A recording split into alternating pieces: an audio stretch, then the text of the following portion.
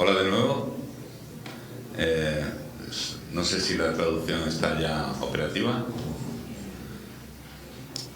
Bueno, pues vamos a empezar las sesiones más científicas, que es lo que nos reúne a todos aquí.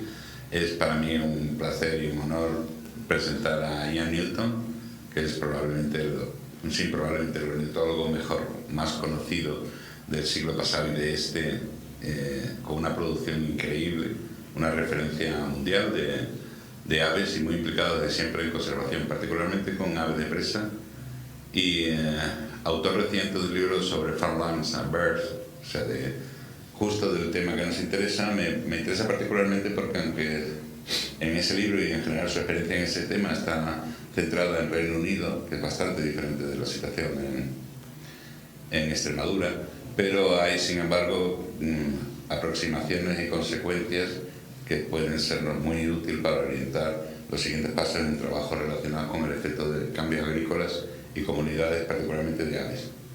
Así que, sin más preámbulos, Ian, when you want to start, you ready? Thank you. Thank you.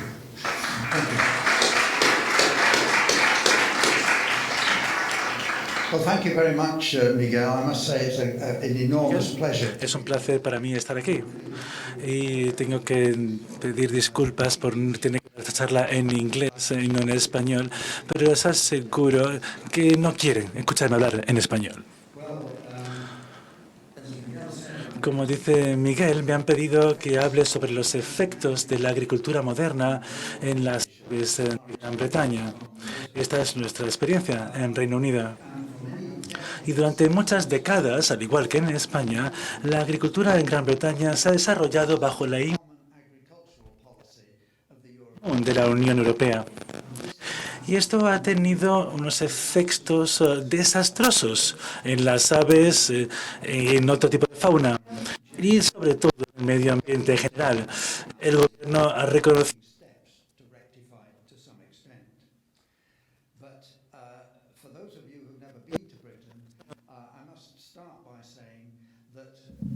Agriculture in Britain is very different to that you have in Spain. España. For one thing, 70% El 70% de la superficie terrestre de Gran Bretaña es agrícola y se utiliza para cultivar o apacentar al ganado. El resto es bosques, plantaciones, ciudades.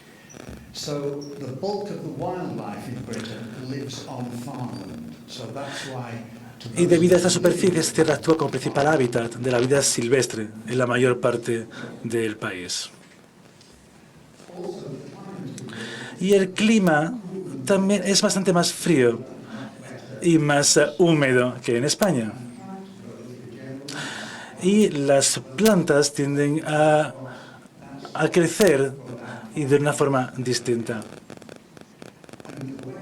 Y debido a las precipitaciones, también debido al invierno, el crecimiento de plantas se detiene por completo.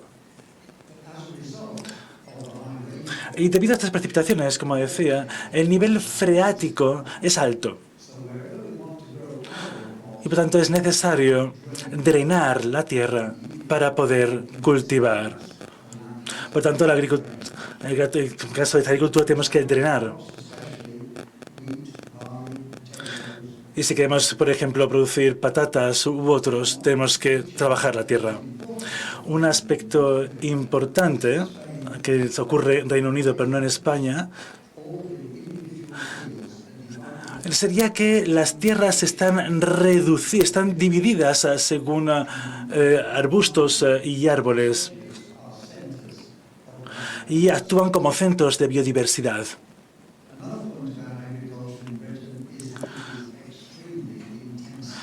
Otro punto es que la agricultura es intensiva y va a tener ciertas influencias, por ejemplo, la contaminación de los suelos y las aguas, la erosión, la compactación, la degradación. Y es que todo esto va a tener consecuencias medioambientales, o ha tenido durante los últimos años. Ahora mismo se produce, por ejemplo, una mayor contaminación del suelo, del agua, y hay una mayor degradación de los suelos, que esto hace también que se reduzcan las producciones y también la compactación de los suelos. Y esto también ha producido una reducción catastrófica de la biodiversidad. Y el gobierno y los agrónomos aceptan generalmente que los sistemas recientes de producción de alimentos en Gran Bretaña son insostenibles y causan demasiado daño y no es bueno para el suelo a largo plazo.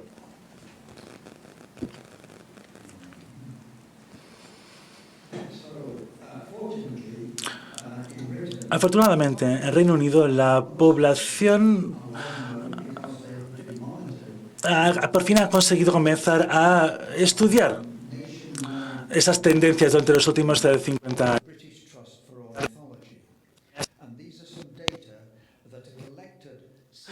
A lo largo, utilizando métodos de recuento estándar por parte de ornitólogos aficionados repartidos por todo el país. Miles de personas que han contribuido a obtener estos datos. Y los diagramas muestran las tendencias a la baja de algunas especies de aves agrícolas comunes o antaño comunes registradas durante el periodo 1970 a 2015. Y no hace falta examinar estos gráficos en gran detalle, pero aquí podemos ver que durante este periodo de 45 años todas estas especies han disminuido, algunas en más de un 90%. Se produjeron descensos similares en algunos pequeños comedores de semillas. Y si miramos estos datos, podemos ver que este declive fue más intensivo en el periodo 70 a 90. Y este fue el periodo en el que más aumentó el uso de pesticidas en Gran Bretaña. Y todas estas especies, o la mayor parte de ellas, todavía se están reduciendo, aunque a un ritmo más decelerado. Pero actualmente en el Reino Unido, los aves de granja en Gran Bretaña, podemos decir que ninguna de ellas ha desaparecido totalmente, pero algunas se han vuelto raras o han sobrevivido gracias a medidas especiales introducidas para protegerlas en áreas locales, donde los granjeros están pagando un tributo importante para que puedan sobrevivir. Y es que es la forma en la que han conseguido poder mantener estas aves. Entonces, ¿cuál es la evidencia de que los cambios en la agricultura fueron realmente la causa de la disminución de al menos la mayoría de las especies de ave de granja? Aquí tenemos las evidencias. En primer lugar, está la coincidencia en el tiempo, la intensificación de la agricultura y el declive de las aves en las tierras de cultivo. Se produjo a la vez, de forma paralela y al mismo tiempo. En segundo lugar, hubo una coincidencia en el espacio. El descenso de aves se produjo en todos los países de Europa, en los que la agricultura se intensificó durante este periodo como resultado de la política gubernamental o de la PAC. En el conjunto de Europa, el descenso de la población de aves de granja hasta el año 2000 fue significativamente mayor en los países con una agricultura más intensiva y significativamente mayor en la Unión Europea. Más en la Unión Europea que en los antiguos países comunistas que se incorporaron a la Unión Europea después del año 2000. Pero incluso dentro del mismo país, incluida Gran Bretaña, el descenso ha sido más acusado en las zonas de agricultura más intensiva, ya sea de pastos o de cultivos herbáceos. En particular, el descenso de las aves fue menos acusado en las explotaciones que, por una u otra razón, no adaptaron plenamente todas las prácticas modernas, incluidas las explotaciones ecológicas, de la investigación para la conservación o las que tenían como prioridad la gestión de la caza silvestre.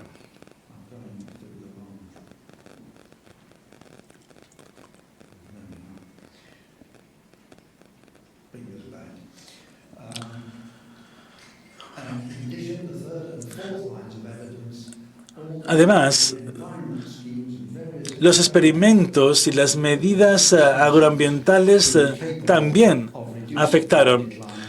Estaban dirigidas a especies concretas y demostraron ser capaces de frenar el declive de las aves y aumentar su número a nivel local. Por último, otros factores sugeridos como causantes de la disminución a gran escala, como el aumento de la depredación, han encontrado poco apoyo en el análisis de los datos.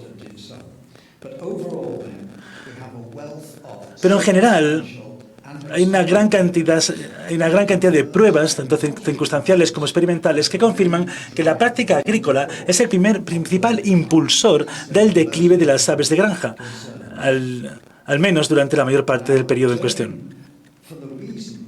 Y yendo a las razones de estos descensos, los principales aspectos, lo que tenemos aquí en la pantalla, los principales es que hemos tenido un aumento masivo del uso de agroquímicos como pesticidas, fertilizantes o productos veterinarios.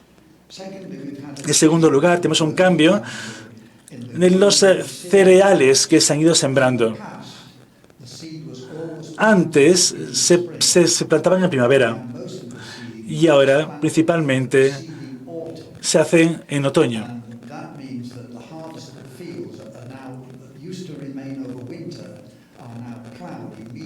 Y por este motivo hay una pérdida de rastrojos en invierno, como explicaré más tarde.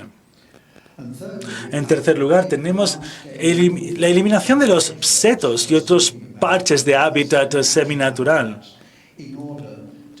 para crear campos más grandes. En cuarto lugar, tenemos el drenaje de tierras a gran escala, lo que conlleva un descenso generalizado del nivel freático. También tenemos que considerar la mejora de la gestión de los pastos y el cambio del heno al ensilado, que esto ha afectado no solamente al heno, sino también a otros muchos cultivos. En sexto lugar, tenemos también un cambio en las fechas de recolección de la hierba y los cereales, puesto que se han adelantado, lo que hace que se realicen más operaciones de corte de los cultivos dentro de la época de cría de aves, lo que provoca una mayor destrucción de los nidos y los polluelos. También tenemos una mayor especialización, y esto es lo que ha ocurrido principalmente en los últimos 50 años, con una reducción de la agricultura mixta y con más monocultivos, puesto que la agricultura está mucho más especializada, concentrándose en cereales o lo que sea. Por lo tanto, hay una reducción en la biodiversidad local y esto afecta a la población de aves. Y finalmente, tenemos, debido al aumento tenemos también un aumento en la densidad de ganado vacuno y ovino. Y esto lleva a mayor destrucción de los nidos debido al pisoteo del ganado. Bueno, y para ahora ir en mayor detalle y para analizar estos cambios principales, me gustaría empezar con los agroquímicos. El principal problema de los plaguicidas, como sabemos, es que matan a una gama de organismos mucho más amplia que las plagas objetivo, por lo que el uso reduce inevitablemente la biodiversidad general de las tierras cultivadas.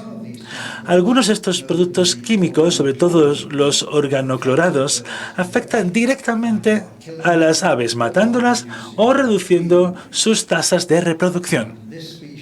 Esta especie, el gavilán y el halcón peregrino, fueron dos de las víctimas más evidentes en los años 50 y 60. Estas especies disminuyeron mucho, pero se han podido recuperar cuando se eliminaron los organoclorados.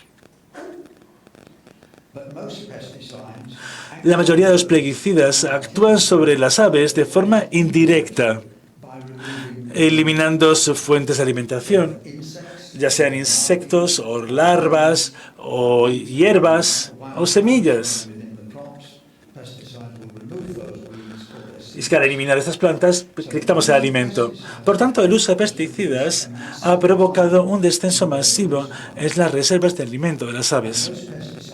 Y la mayoría de las plaguicidas no solo son muy tóxicos para una amplia gama de organismos, sino que algunos son muy persistentes, permaneciendo activos en el suelo durante años o disolviéndose en el agua, y afectando también a los animales que habitan en hábitats acuáticos, como por ejemplo los neocotinoides. Además, los plaguicidas han facilitado otros cambios en la agricultura que a su vez han afectado a las aves y el resto de población. En cuanto a los fertilizantes, este hombre aquí, por ejemplo, está esparciendo fertilizantes que también han tenido un impacto sorprendente. Por un lado, causa una gran reducción en la variedad de la vida vegetal en los pastizales, especialmente de las plantas de flor, de hoja ancha, que bajo el uso intensivo de nitrógeno son rápidamente superadas por la hierba. Por lo que en pocos años las aplicaciones de fertilizantes pueden transformar pues, una pradera antes rica en flores y convertirlo en un denso monocultivo de hierba, como pueden ver aquí a la derecha. Y esto no es nada bueno para la vida silvestre. No favorece la diversidad. Y a medida que esta hierba moderna crece, se espesa, haciendo que grandes áreas sean casi impenetrables e inutilizables para las aves que anidan en el suelo, que no pueden operar en tantísima densidad.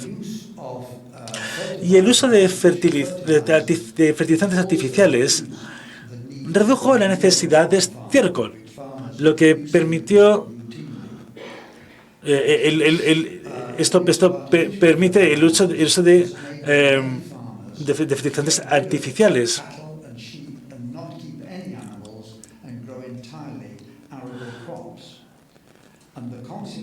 Y bueno, pues como consecuencia de esto es que se han reducido la riqueza del suelo.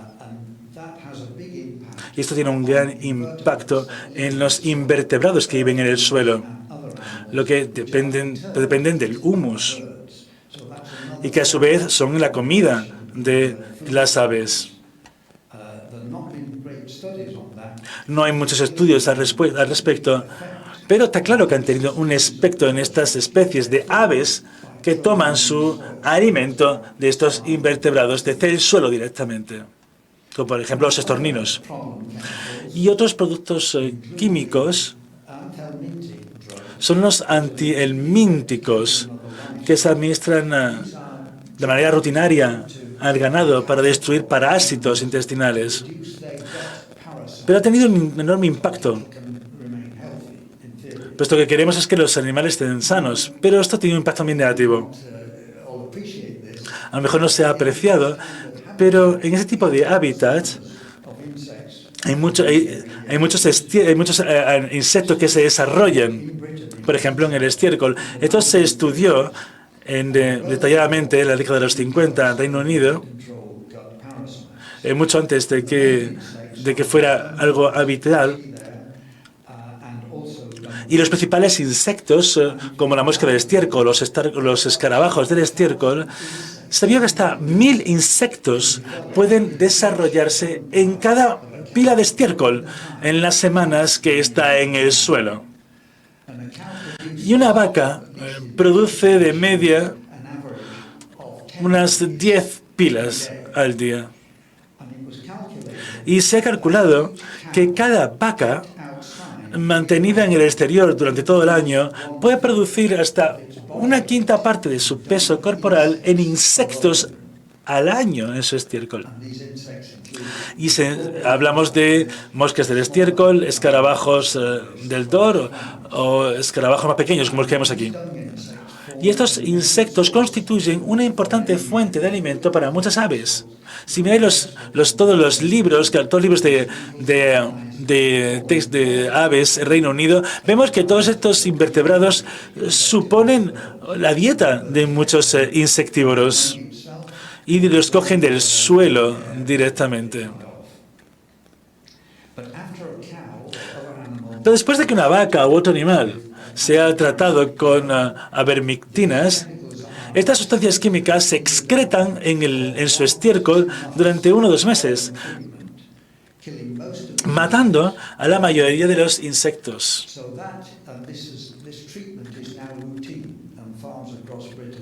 Y esto es algo rutinario ya. Y esto supone una gran reducción en la alimentación del alimento para las aves.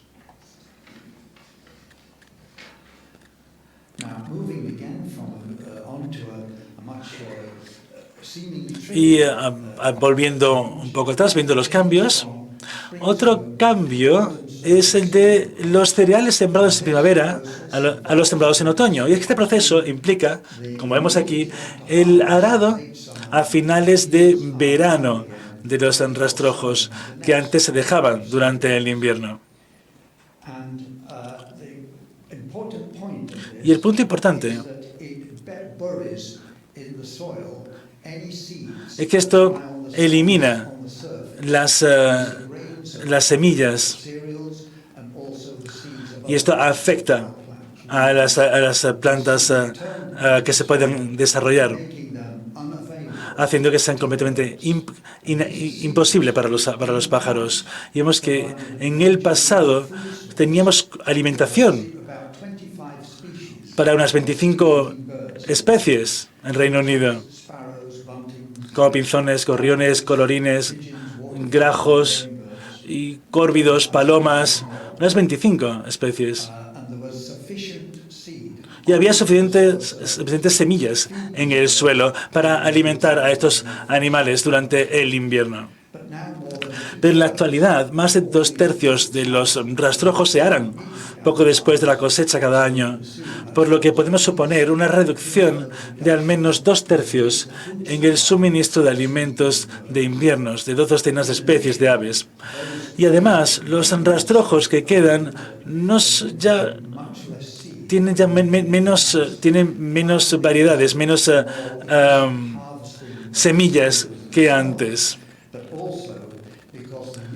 debido al uso de herbicidas para acabar con las plantas antes de que produzcan semillas. En el pasado, había un número increíble de semillas de malas hierbas en el suelo de las tierras de cultivo. Aquí tenemos los datos y nos dicen que se estuviera estudiando el número de semillas.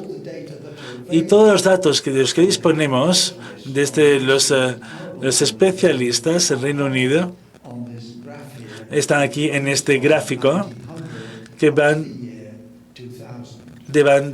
hasta el año 2000. Y aquí vemos la densidad por metro cuadrado de tierra, de superficie. Y podemos ver esta gran variación. Pero la tendencia se ha cambiado. Empezamos en el año 1900 y fue cambiando el número de semillas que podíamos encontrar. En 1900 podemos encontrar unas 1000 semillas por metro cuadrado. En 1940, unas 100 por metro cuadrado. Y todo esto ha ido eliminándose.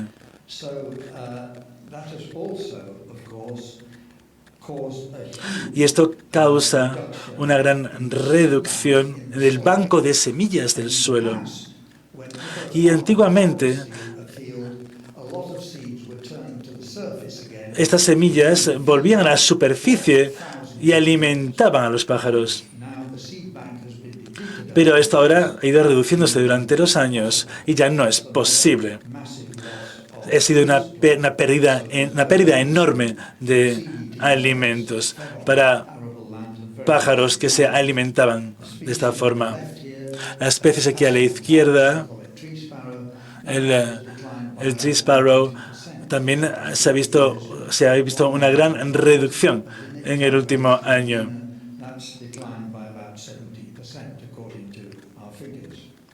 Y también el caso del pardillo se ha perdido hasta un 65%. Y otro problema de la labranza de finales de verano, seguida de la siembra, es que los cultivos resultantes están bien desarrollados en primavera, de modo que las aves anidan en el suelo dentro de los cultivos. A menudo se ven disuadidas de anidar. Y aquí podemos ver estas dos fotografías. Podemos ver el campo de la izquierda. A la izquierda podemos ver un campo de trigo sembrado en primavera. La foto se tomó el 30 de abril. Y a la derecha vemos un campo vecino el mismo día y podemos ver aquí esta diferencia. El trigo de la derecha está mucho más avanzado y ya no es adecuado para las aves frías o las alondras. Como digo, en Reino Unido para nosotros principalmente el mayor problema se afecta a las aves frías o a las alondras. Y esto está cambiando. Y este cambio tan pequeño está eliminando inmediatamente una gran cantidad de hábitat para estos pájaros. Aquí tenemos también el cambio. Y vemos aquí cómo el pájaro quiere anidar cuando debería tener hábitat, pero ahora mismo ya no lo hay. Por tanto, no hay alimentación, no hay comida. Y esto ya hace que el hábitat sea inapropiado. Por tanto, antiguamente podían anidar, pero ya no. Ya es imposible. Y ahora, considerando otro cambio, vemos aquí la foto de un campo típico en Gran Bretaña. Y aquí podemos ver cómo se ha dividido entre setos. Vamos a ver aquí la cobertura. Y esto es importante para los pájaros, puesto que todo esto produce cobertura, seguridad y también alimento en forma de insectos y frutas. Y en total, unas 40 especies de aves anidan regularmente en los setos en Gran Bretaña, y otras ocasionalmente. Algunas especies, como el chochín o el petirrojo, obtienen todo lo que necesitan del interior o de las proximidades de los setos, mientras que otras, como el pardillo o el rabilargo, anidan y se posan en el seto, pero obtienen la mayor parte o la totalidad de su alimento de los campos cercanos. Para estas últimas, los setos les proporcionan un lugar de nidificación y una base desde la que pueden acceder a la comida en los campos. Pero durante los últimos 50 años se han retirado muchos de estos setos.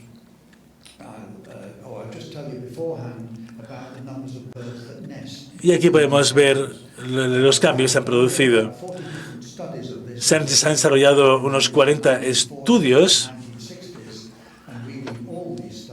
Y viendo todos estos estudios, podemos ver que entre 3 y 39 parejas por kilómetro de longitud han podido ir desapareciendo.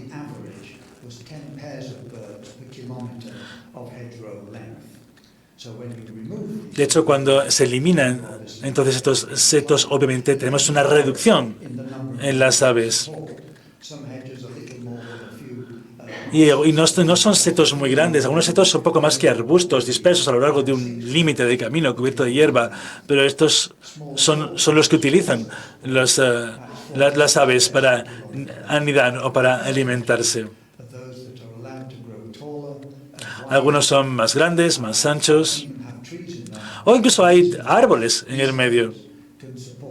Y estos son capaces de albergar muchísimas parejas de más de 20 especies diferentes, incluyendo varios como herrerillos o currucas y zorzales.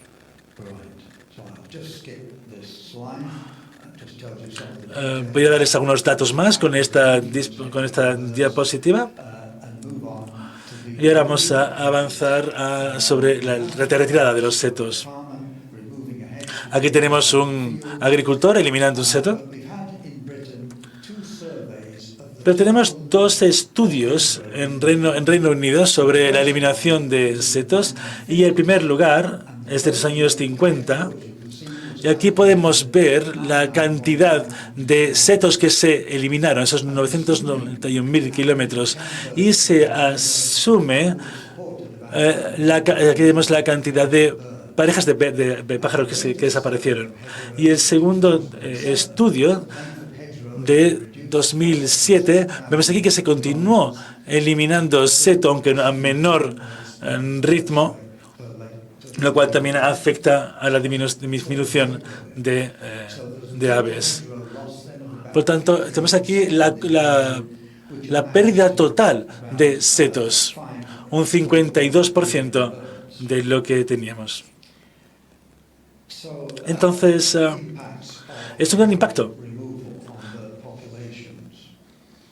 para la eliminación de aves, o para el declive de las aves.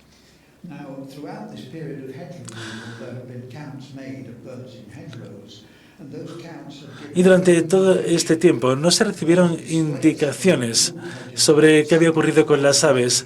Vimos que las aves habían desaparecido, pero no había tampoco un patrón que nos dijera hacia dónde se habían ido, porque no hubo tampoco aumentos en otros lugares. Por tanto, entendemos que efectivamente se perdieron. Y si hablamos ahora sobre el drenaje extensivo de las tierras, que ocurre principalmente entre los años 70 y 80, y el efecto que produjo fue reducir el nivel freático, lo que permite transformar los antiguos pastizales húmedos en tierras de cultivo intensivo de hierba cereal. Puesto que drenando, como podemos ver, este drenaje de la tierra afecta, puesto que va a cambiar la forma en la que se va a comportar la tierra y la forma en la que vamos a utilizar la tierra, principalmente para aquellas aves que anidan en el suelo. Por tanto, esto afecta no únicamente a las especies, que, como podemos ver aquí en la imagen, sino a cualquier ave que se alimente, que utilice el suelo para obtener alimentos. No pueden hacerlo ya. Y el suelo se seca, puesto que secar la tierra mata también, la desecación de la tierra mata a muchos invertebrados del suelo o los hace retroceder más profundamente, más allá del alcance de las aves.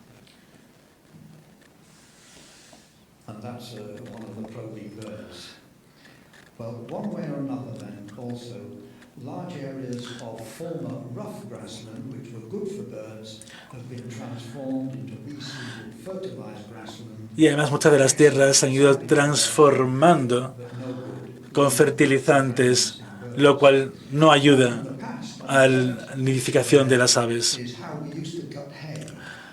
Y también algo que también ha afectado es cómo cortamos el heno. Antes se cortaba una vez al año, en julio, cuando acababan la nidificación. Pero actualmente, gracias al uso de los fertilizantes, la hierba se corta 5 o 6 veces incluso durante el verano.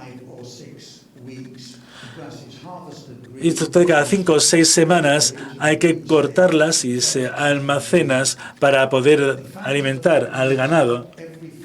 Pero como se corta cada 5 o 6 semanas, no hay aves que puedan anidar en ese suelo, puesto que necesitan también ese tiempo para poder desarrollarse. Y por lo tanto, todo lo que hagamos al suelo va a afectar a las aves. Y también ocurre lo mismo en Suecia, no solamente en Reino Unido, donde se ha visto que el 98% de los nidos de alondra han sido destruidos por el corte de la hierba. Y solamente sobrevivió el 2% porque los agricultores a veces fallaron.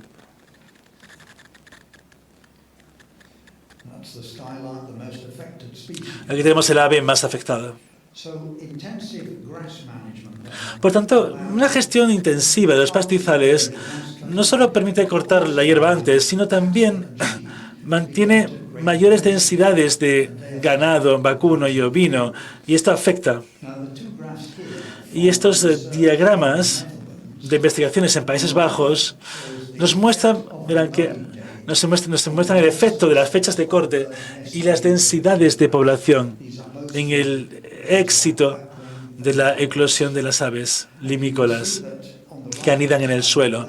Aquí podemos ver que si se corta más tarde, la mayor parte de las aves tienen éxito, 90-95%. Pero si se corta la hierba antes, se producen menos puestas, menos nidos. Por lo tanto, cuanto más se corta la hierba, menos aves. A la derecha vemos el efecto de esta densidad del ganado. Y la tendencia es cuantos más animales se mantienen,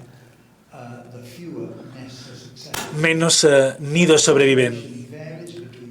Y esto varía entre ovejas que son menos destructivas que las vacas.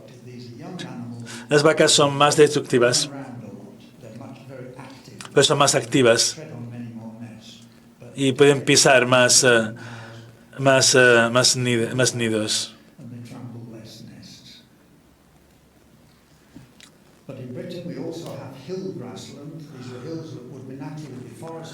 Y también tenemos en Reino Unido zonas que están siendo desforestadas.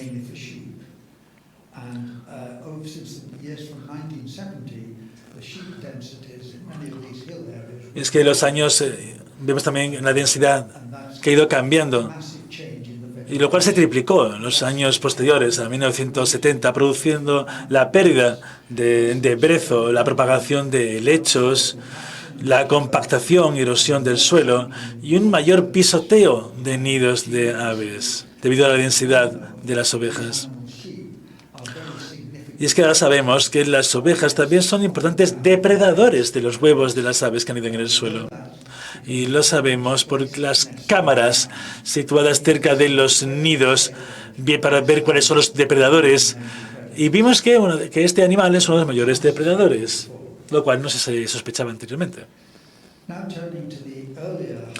Y hablando ahora de las fechas más tempranas de cosecha de hierba y cereales, también han provocado que un mayor número de procedimientos de cosecha caigan dentro de la época de cría de las aves, lo que ha provocado una mayor destrucción de nidos y polluelos en los cultivos, debido en gran parte a la siembra otoñal. Los campos de cereales se cosechan ahora aproximadamente un mes antes que en el pasado, comenzando a mediados de julio.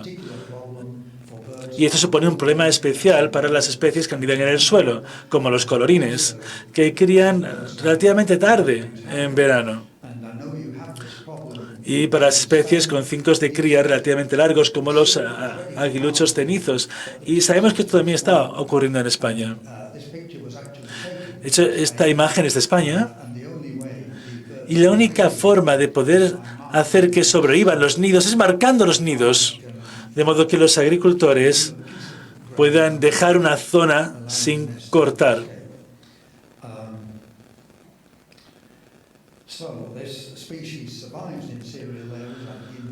Esta especie sobrevive en las zonas de cereales de gran parte de Europa, incluida España, solo porque los observadores de aves encuentran y marcan los nidos antes de la cosecha para que puedan ser protegidos por los agricultores dispuestos, que dejan una parcela sin cortar, como decíamos anteriormente.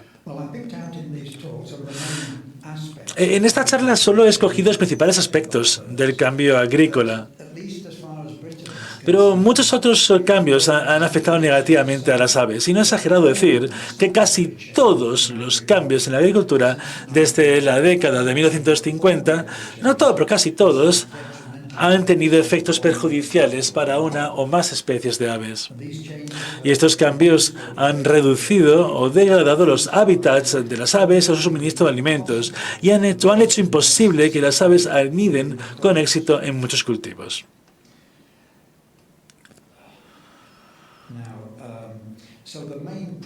Entonces, el principal problema es que estos desarrollos agrícolas que suponen un gran beneficio para la industria agrícola en términos de comodidad o de productos,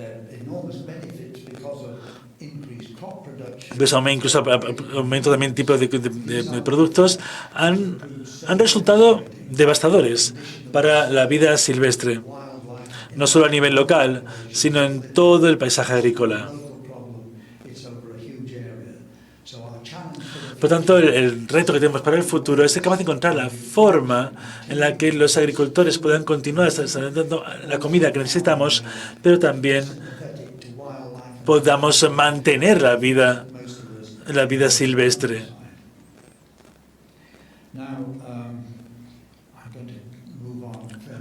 Creo que voy a avanzar de manera un poco más rápida y hablar que algunas especies se están beneficiando de los últimos años y son algunos predadores, como podemos ver aquí. También incluso, yendo más abajo, incluso a los zorros. Están también produciendo un gran impacto en las aves que anidan en el suelo. Aquí tenemos un zorro que mató un granjero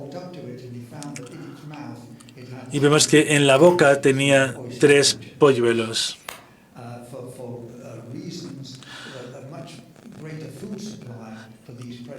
Y claro, tenemos que entender que también para estos animales tienen que buscar su alimento.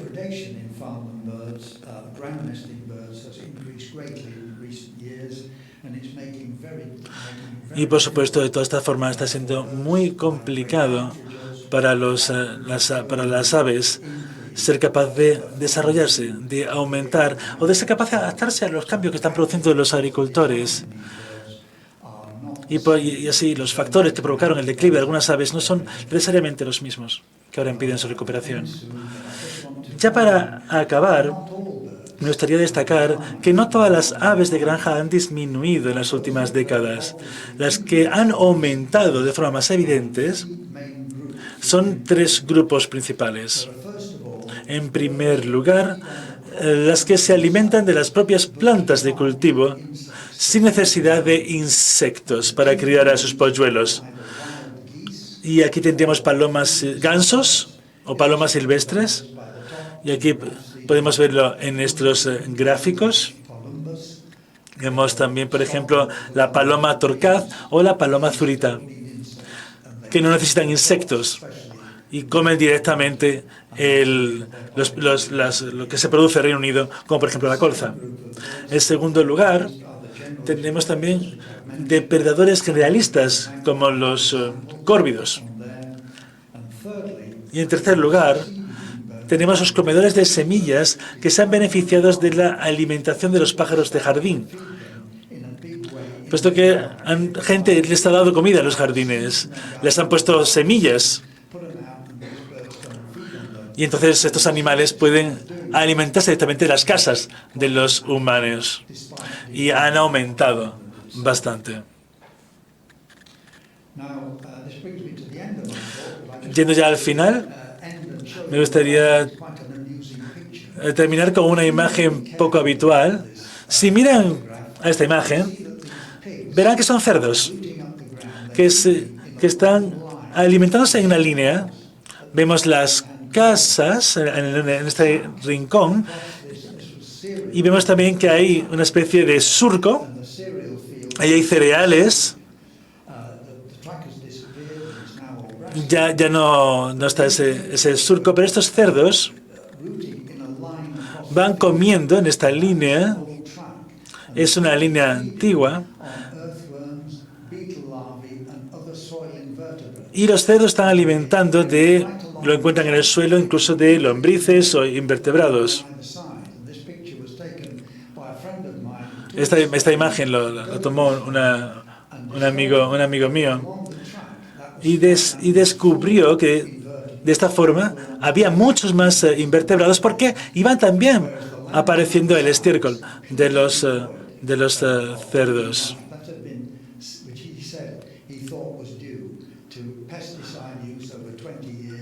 Y así es que parece que incluso los cerdos pueden detectar las consecuencias de la agricultura moderna.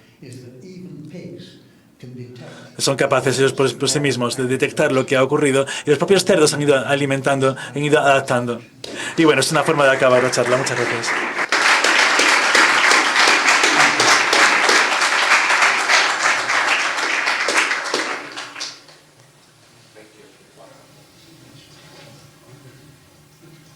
Muchas gracias, Ian. Ha sido una presentación muy interesante.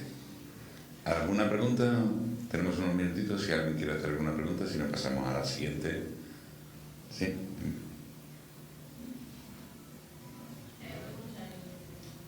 Sí. Go ahead.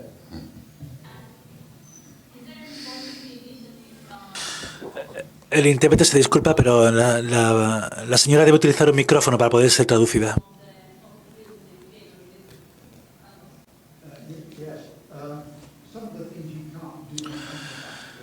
El intérprete se disculpa, pero el ponente tiene que utilizar un micrófono para poder ser traducido.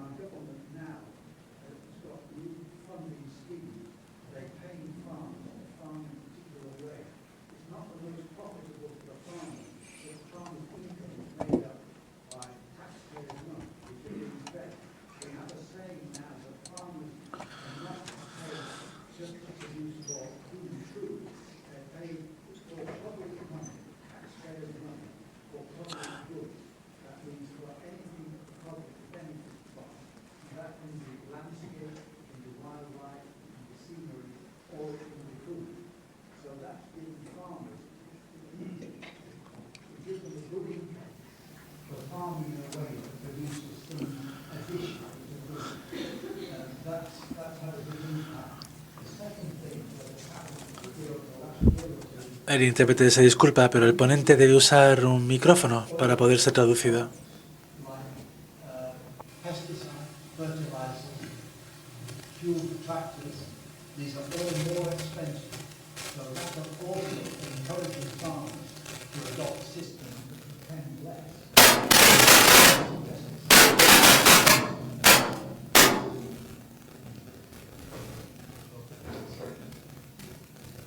Okay, thanks. Any other question? So the important message was that our government recognises the problem and that the existing system is unsustainable financially and from the point of view of the land itself. They've got to do something about it. Yes, but farmers realise it themselves. Slightly less than it used to be. Yeah. Oh, yeah.